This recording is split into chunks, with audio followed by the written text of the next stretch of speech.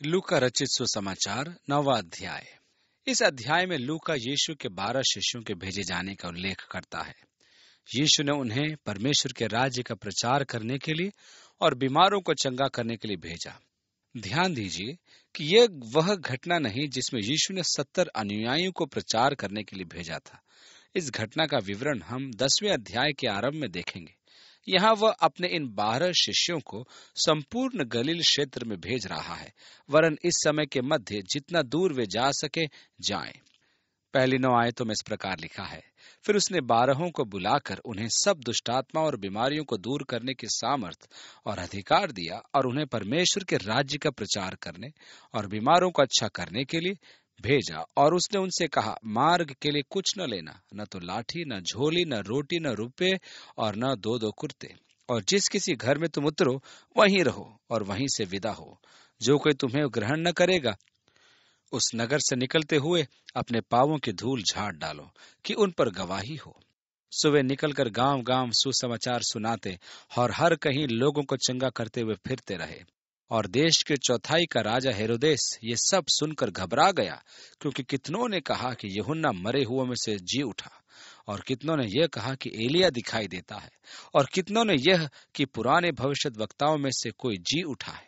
परंतु हेरोदेस ने कहा, यूहन्ना का तो मैंने सिर कटवाया, अब यह कौन है जिसके विषय में मैं ऐसी बातें सुनता हूं? और उसने उसे देखने की इच्छा की। हेरोदेस के यीशु को देखने की मनोकामना उस दिन तक पूरी न हो सकी जिस दिन तक वह उसके सामने न्याय के लिए भेजा नहीं गया था। यहाँ हम देखते हैं कि जब यीशु ने अपने शिष्यों को प्रचार के लिए भेजा, तब उसने कहा कि मार्ग के लिए कुछ न लेना, न तो लाठी, न झोली, न रोटी, न रुपये और न 2-2 कुर्ते। और जिस घर में तुम रहो वहीं से विदा हो, वहीं रहो, और जो खाने के लिए दिया जाए वही खाओ। बिना सामान के वे शीघ्र यात्रा कर सकते थे और अधिक दूर भी जा सकते थे। उनका मुख्य कार्य था राज्य का प्रचार करना और उसके साथ रोगियों के रोगों का निवारण करना।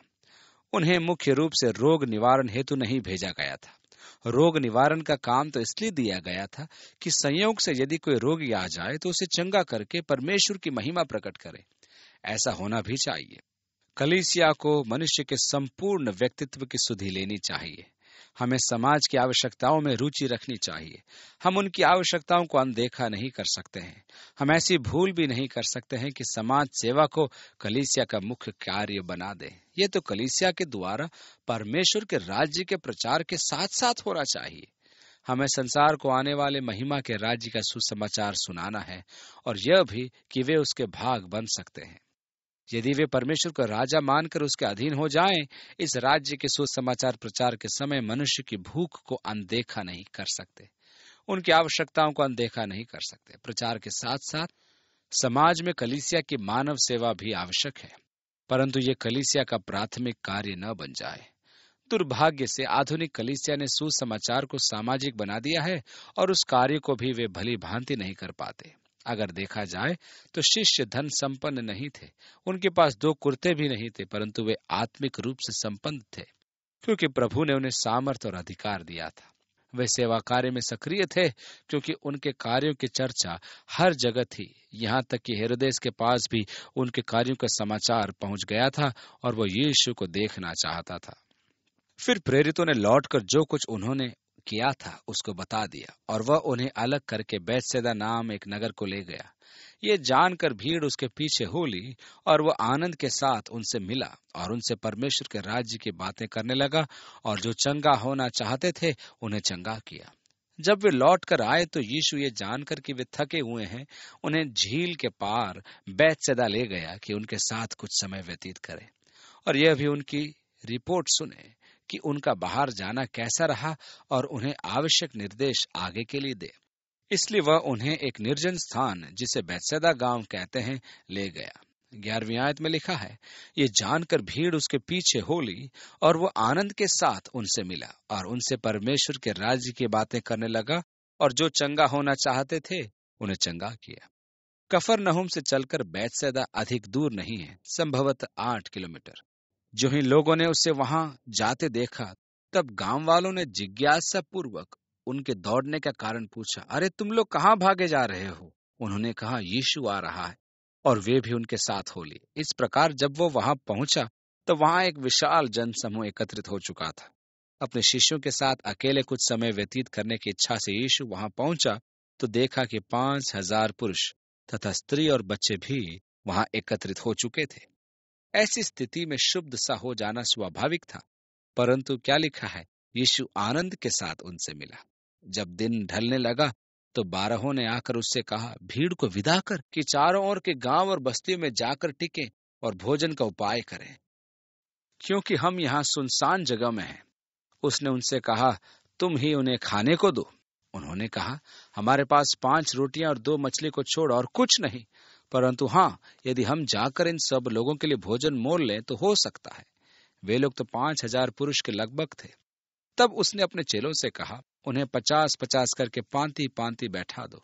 उन्होंने ऐसा ही किया और सबको बैठा दिया। तब उसने वो 5 रोटियां और 2 मछलियां ली और स्वर्ग की ओर देखकर धन्यवाद किया और तोड़ तोड़ कर चेलों को देता गया कि लोगों को परोसे। सो सब खाकर तृप्त हुए और बचे हुए टुकड़ों से 12 टोकरी भरकर उठाई। परमेश्वर का राज्य यीशु का प्रमुख संदेश होता था। वो प्रचार करता था कि एक ऐसा राज्य है जिसमें परमेश्वर चाहता है कि मनुष्य वास करे। यह ज्योति और जीवन का राज्य है। इस राज्य की विशेषता है धार्मिकता, आनंद, शांति और प्रेम। इस राज्य में मनुष्य तभी प्रवेश कर सकता है जब वो परमेश्वर के अधीन हो जाए और उसे अपने जीवन का राजा स्वीकार करे। यही परमेश्वर का राज्य है, जहां परमेश्वर राजा होकर राज्य करे।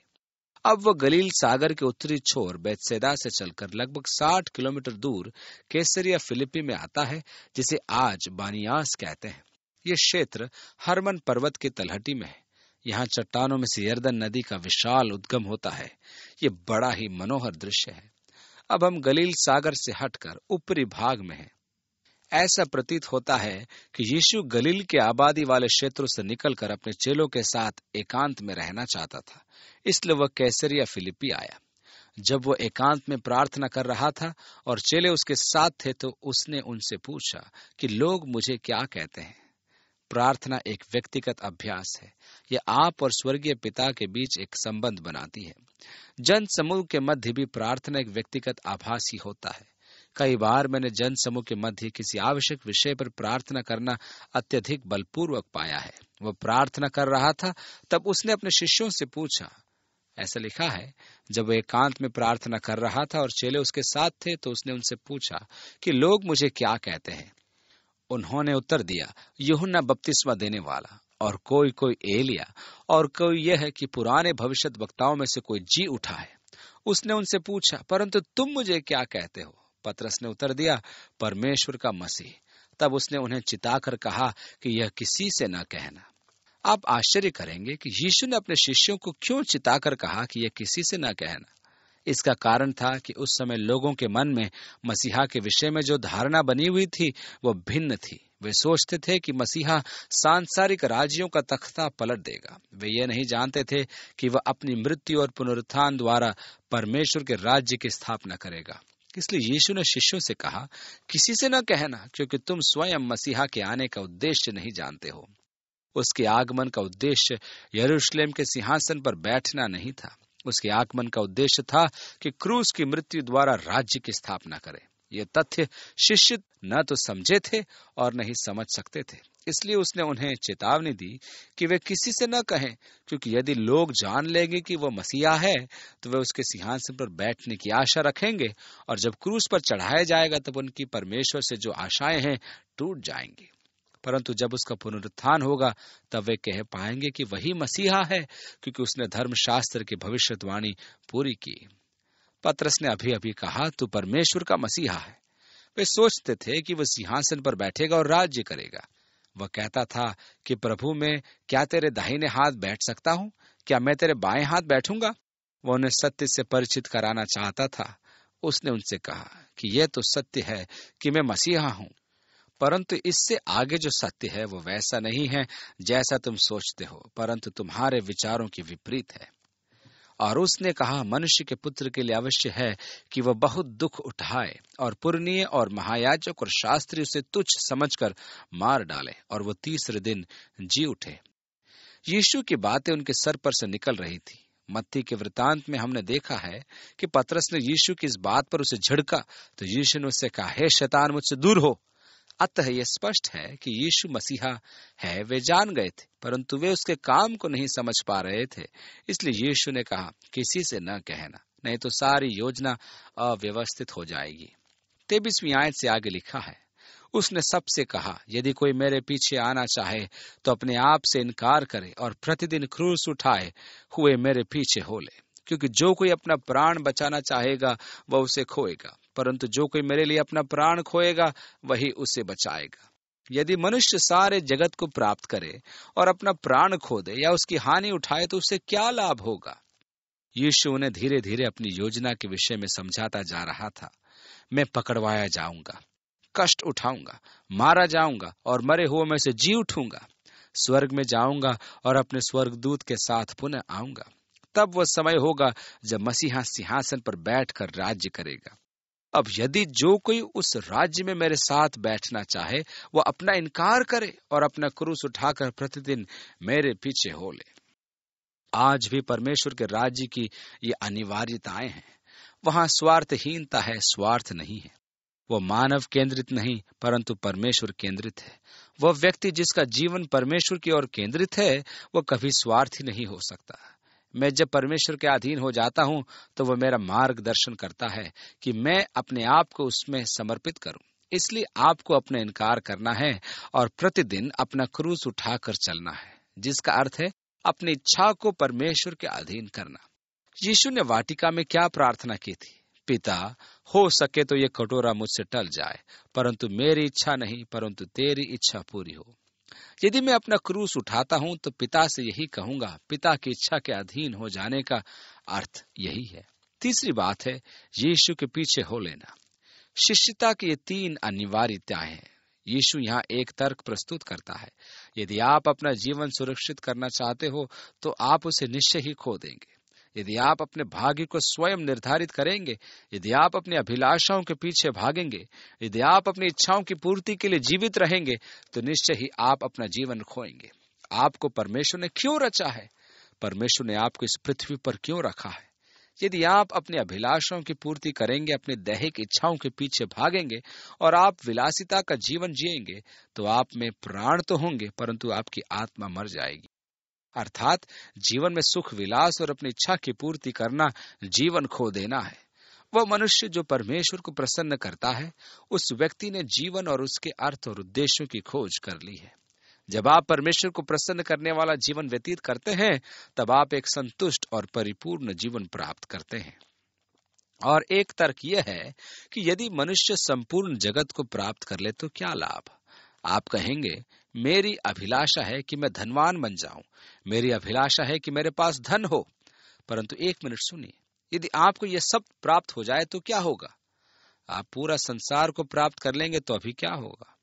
यदि आप अपनी आत्मा को खो देंगे तो क्या आप परमेश्वर के राज्य में प्रवेश कर पाएंगे? नहीं। 26वीं आयत में लिखा है, जो कोई मुझसे और मेरी बातों से लजाएगा, मनुष्य का पुत्र भी जब अपनी और अपने पिता की और पवित्र स्वर्गदूतों की महिमा सहित आएगा तो उससे लजाएगा। वह पुनः आएगा, पिता की महिमा में पवित्र स्वर्गदूतों के साथ वो फिर आएगा। तुम कहते हो कि मैं मसीहा हूं, परंतु अभी थोड़ा चुप रहना, क्योंकि तुम समझते नहीं। पहले इसे पूरी तरह समझ लो। इसका अर्थ इस पृथ्वी पर तात्कालिक राज्य की स्थापना और परमेश्वर के सिंहासन की स्थापना नहीं है। इसका अर्थ है कठिन परिस्थिति से निकलना, कष्ट उठाना, त्याग दिया जाना और क्रूस पर चढ़ाए जाना। इन सब बातों के पश्चात पुनरुत्थान होगा, तब राज्य का काम आरंभ होगा। मनुष्यों को परमेश्वर के राज्य में प्रवेश कराना स्वार्थ त्याग कर अपना क्रूस उठाने के द्वारा और मसीह के अनुसरण के द्वारा ही होगा। यहाँ एक शालीन प्रतिफल है। यदि आप उसकी सेवा में निष्ठावान हैं, उसके कारण लजाते नहीं तो वह आपसे लजाएगा नहीं। और जब वो राज्य की स्थापना करने आएगा तो आप उसकी और उसके पिता की महिमा में उसके साथ सहभागी होंगे। 27वीं आयत में लिखा है, मैं तुमसे सच सच कहता हूं कि जो यहाँ खड़े हैं उनमें से कोई ऐसे हैं कि जब तक परमेश्वर का राज्य न देख लें तब तक मृत्यु का स्वाद न चखेंगे। इस समय वे कैसरिया फिलिपी में हैं और यीशु उससे कह रहा है कि उनमें से कुछ जो परमेश्वर के राज्य को देखे बिना नहीं मरेंगे। 28वीं आयत में इन बातों के कोई 8 दिन बाद वो पतरस और यूहन्ना और याकूब को साथ लेकर प्रार्थना के लिए पहाड़ पर गया। यीशु के पर्वत पर जाने का उद्देश्य केवल लूका स्पष्ट करता है। वो वहां प्रार्थना करने गया था। लूका हमें यीशु के प्रार्थनाशील जीवन का आकर्षक अभिज्ञान प्रदान करता है। आगे लिखा है, वो प्रार्थना कर ही रहा था कि उसके चेहरे का रूप बदल गया और उसका वस्त्र श्वेत होकर चमकने लगा। देखिए, श्वेत होकर चमकने लगा।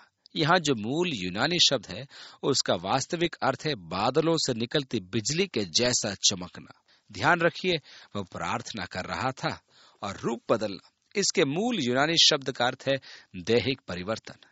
यह वह देह थी जो स्वर्गिक देह थी। यह राज्य की महिमा की देह थी।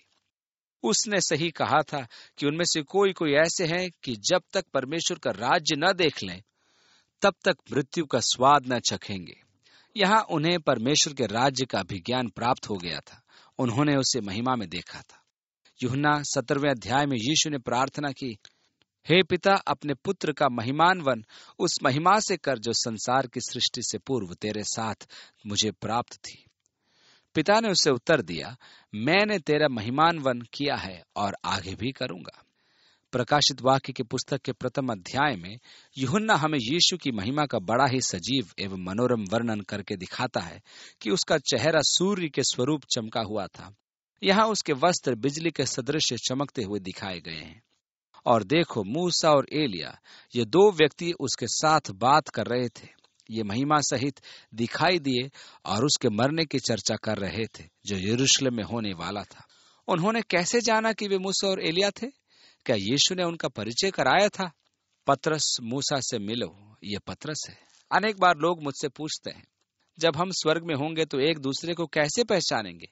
मेरी प्रार्थना है कि हम वहां ऐसे मूर्ख न रहें जैसे यहाँ हैं। जब हम यहाँ एक दूसरे को पहचानते हैं तो वहां क्यों नहीं पहचानेंगे? यह तो ठीक है, परंतु बाइबल से बताइए।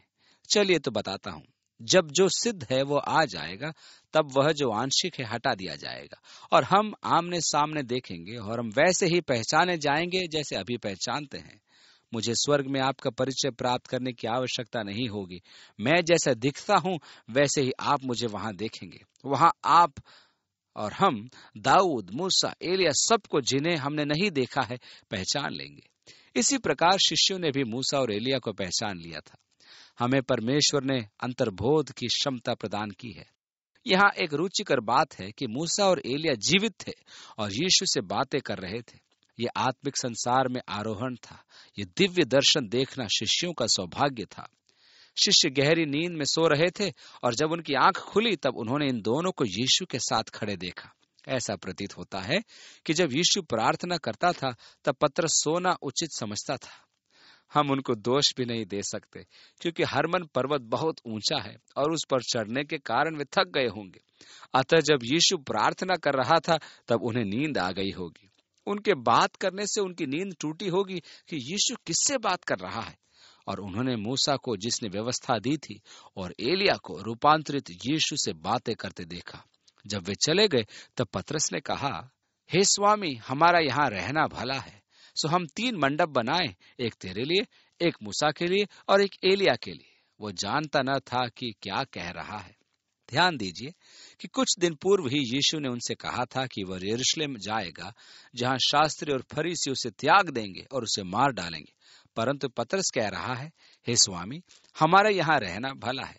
सो हम 3 मंडप बनाए, एक तेरे लिए, एक मूसा के लिए और एक एलिया के लिए। वो जानता न था कि वो क्या कह रहा है। पतरस यीशु से कह रहा था कि आगे के कार्यक्रम और योजना को छोड़कर यहीं रहने लग जाते हैं। 33वीं आयत में लिखा है, वो जानता न था कि वह क्या कह रहा है। दूसरे सुसमाचारों में लिखा है कि पतरस की समझ में न आया कि क्या कहे तो वह कह उठा। यदि कभी ऐसा समय आए कि आप नहीं जानते कि क्या कहना है तो उचित होगा कि आप चुप रहें, क्योंकि कभी आप सोचते हैं कि आपके लिए कुछ कहना आवश्यक है तो आप बिना सोचे समझे कुछ भी कह देंगे। इस प्रकार आप बड़े संकट में पड़ जाते हैं।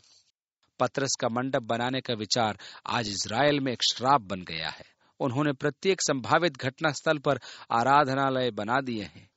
उदाहरण के रूप में यदि आप वहां जाकर यीशु के जन्म के स्थान का आराधनालय देखेंगे तो वह यीशु के जन्म से नितांत असंगत है।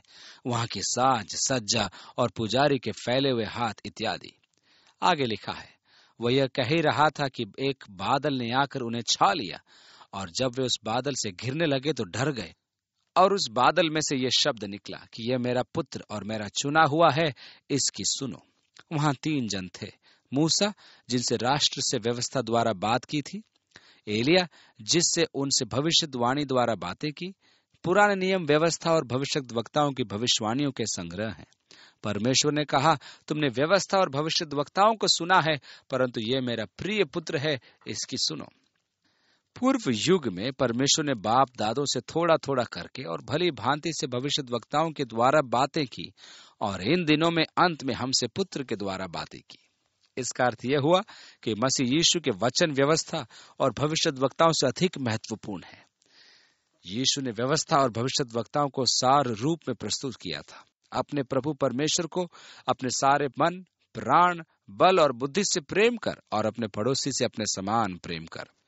परंतु जब सब लोग उन कामों से जो वो करता था अचंभा कर रहे थे, तो उसने अपने चेलों से कहा, ये बातें तुम्हारी कानों में पड़ी रहें, क्योंकि मनुष्य का पुत्र मनुष्य के हाथों पकड़वाया जाने को है। परंतु वे इस बात को न समझते थे, और यह उनसे छिपी रही कि वे उसे जानने न पाएं, और वे इस बात के विषय में उससे पूछने से डरते थे।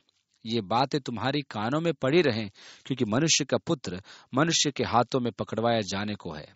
वे समझ नहीं पाए, और यीशु से उसका अर्थ पूछने का साहस भी उनमें नहीं था। फिर उनमें यह विवाद होने लगा कि हम में से बड़ा कौन है। पर यीशु ने उनके मन का विचार जान लिया और एक बालक को लेकर अपने पास खड़ा किया और उनसे कहा, जो कोई मेरे नाम से इस बालक को ग्रहण करता है वह मुझे ग्रहण करता है, और जो कोई मुझे ग्रहण करता है वह मेरे भेजने वाले को ग्रहण करता है, क्योंकि जो तुम में सबसे छोटा है वही बड़ा है। यदि तुम परमेश्वर के राज्य में बड़ा बनना चाहते हो तो सेवक बनना सीखो। तब यूहन्ना ने कहा, हे स्वामी, हमने एक मनुष्य को तेरे नाम से दुष्टात्माओं को निकालते देखा, और हमने उससे मना किया, क्योंकि वह हमारे साथ होकर तेरे पीछे नहीं हो लेता। यीशु ने उससे कहा, उसे मना मत करो, क्योंकि जो तुम्हारे विरोध में नहीं वो तुम्हारी ओर है। जो हमारे साथ मिलकर काम नहीं करते उन्हें रोक देना चाहिए, और जो हमारा विरोध नहीं करते वो हमारे साथ है। जब उसके उठाए जाने के दिन पूरे होने को थे तो उसने यरूशलेम जाने का विचार दृढ़ किया, और उसने अपने आगे दूत भेजे। वे सामरिया के एक गांव में गए कि उसके लिए जगह तैयार करें, परंतु उन लोगों ने उसे उतरने न दिया, क्योंकि वह यरूशलेम को जा रहा था। यीशु के साथ लगभग 40 या 50 जनों का समूह यात्रा कर रहा था। उनके ठहरने और खाने पीने की व्यवस्था में समय लगता था, इसलिए यीशु ने अग्रदूत भेजे कि इन सब आवश्यकताओं का प्रावधान किया जाए। परंतु उन लोगों ने उसे उतरने न दिया, क्योंकि वह यरूशलेम को जा रहा था। क्योंकि फसह के पर्व का समय आ रहा था, वे समझ गए कि यह दल फसह के लिए यरूशलेम को जा रहा है। सामरियों का यह मानना था कि फसह का स्थान सामरिया में अगारेसम पर्वत पर मनाया जाना चाहिए। वे आज तक अगारेसम पर्वत पर फसह मनाते हैं। वे भी मेमना बलि करते हैं। आज संसार में मात्र 200 सामरी लोगों की जनसंख्या है। उन्हें आपस में ही विवाह करने के कारण अधिकांश जन बुद्धि की घटी से ग्रस्त हैं। उनका मानना है कि परमेश्वर की आराधना का स्थान वही पर्वत है। वहीं इब्राहिम ने वेदी बनाई थी जिस पर इसहाक की बलि चढ़ाने गया, अतः वह उनके लिए परमेश्वर का पवित्र स्थान था। इसी कारण उनमें परस्पर बैर था और आपसी संबंध नहीं थे। ये जानकर कि यीशु यरूशलेम को फसह मनाने जा रहा है, उन्होंने अतिथि सत्कार से इनकार कर दिया और उन्हें गांव में आने नहीं दिया। 54वीं आयत में लिखा है, यह देखकर उसके चेले याकूब और यूहन्ना ने कहा, हे प्रभु, क्या तू चाहता है कि हम आज्ञा दें कि आकाश से आग गिरकर उन्हें भस्म कर दे? इसी कारण यीशु ने याकूब और यूहन्ना को वज्र पुत्र कहा था। वे यीशु के साथ हाल ही में पर्वत पर एलिया के दर्शन करके आए थे। उन्हें स्मरण आया कि एलिया ने क्या किया था, परंतु उसने फिर कर उन्हें डांटा और कहा, तुम नहीं जानते कि तुम कैसी आत्मा के हो, क्योंकि मनुष्य का पुत्र लोगों के प्राणों को नाश करने नहीं वरन बचाने के लिए आया है। और वे किसी और गांव में चले गए। यहाँ एक बार फिर से यीशु अपने आगमन का उद्देश्य व्यक्त करता है। जब हम मसीह के जन्म का उत्सव मनाते हैं तब हमें इस बात का विशेष ध्यान रखना चाहिए कि यीशु के आगमन का उद्देश्य क्या था। यीशु ने अनेक बार अपने आगमन का उद्देश्य व्यक्त किया था। एक बार उसने कहा था कि वह खोए हुओं को ढूंढने और बचाने आया है। वह दंड देने नहीं, नाश करने नहीं, परंतु उद्धार करने आया था। इस बातों पर आप जरा ध्यान दें। 57वीं आयत में लिखा है, जब वे मार्ग में चले जाते थे तो किसी ने उससे कहा, जहां जहां तू जाएगा मैं तेरे पीछे हो लूंगा। ऐसे अनेक जन हैं जो यीशु से साक्षात्कार करने पर भावुक हो जाते हैं और प्रण करते हैं कि वे यीशु के लिए कुछ भी करेंगे। यीशु उनसे कहता है, सोच समझकर कदम उठाओ। मेरी संगति में तुम्हें क्या कष्ट उठाने होंगे ये पहले देख लो। यीशु ने उससे कहा, लोमड़ियों के भट्ट और आकाश के पक्षियों के बसेरे होते हैं, पर मनुष्य के पुत्र को सिर धरने की भी जगह नहीं। तुम मेरे साथ चलने के लिए तैयार तो हो, परंतु देख लो आगे क्या होगा। क्या तुम इसकी कीमत चुका पाओगे? आंख बंद करके मत कूदो, सोच समझ कर निर्णय लो। उसने दूसरे से कहा, मेरे पीछे हो लो। उसने कहा, हे प्रभु, पहले मुझे जाने दे कि अपने पिता को गाड़ दूं। पहले से तो उसने कह दिया कि पहले सोच ले और समझ ले, परंतु यहाँ वह दूसरे को बुला रहा है। इस व्यक्ति ने पहले अपने पिता को गाड़ने की उससे अनुमति मांगी। यीशु ने कहा, अपना इनकार करो। उसने उससे कहा, मरे हुओं को अपने मुर्दे गाड़ने दो, पर तू जाकर परमेश्वर के राज्य की कथा सुना। आप सोचेंगे कि यीशु कैसा भाव शून्य और निर्दयी है कि उसे उसके पिता के दफन में भी जाने से मना कर रहा है। ऐसा तो कोई भी नहीं करता है, परंतु उसके कथन पर ध्यान दीजिए, पहले मुझे जाने दे कि अपने पिता को गाड़ दूं। उसका कहने का अर्थ यह नहीं था कि उसका पिता मर चुका था। वह अपने पिता के मरने तक रुकना चाहता था। वे अपने मुर्दों को मृत्यु पश्चात 2 घंटे में गाड़ देते थे। वो पहले अपने आप को रख रहा था, तो उसके बाद यीशु को। और आगे लिखा है, एक और ने भी कहा, हे प्रभु, मैं तेरे पीछे हो लूंगा, पर पहले मुझे जाने दे कि अपने घर के लोगों से विदा ले आऊं। यीशु ने उससे कहा, जो कोई अपना हाथ हल पर रख कर पीछे देखता है, वह परमेश्वर के राज्य के योग्य नहीं। यही तो सीखना है कि यीशु के साथ हम कैसे चल सकते हैं। उसने कहा, यदि तुमने मेरा जुआ उठा लिया है तो पीछे मुड़कर मत देखो। ऐसा व्यक्ति परमेश्वर के राज्य के योग्य नहीं है। इसमें यीशु के प्रति संपूर्ण समर्पण है। संभव है कि इसमें पारिवारिक संबंध टूट जाए। जब आप आगे की ओर चलते हैं तो पीछे देखते हुए आप कभी भी आगे नहीं बढ़ सकते।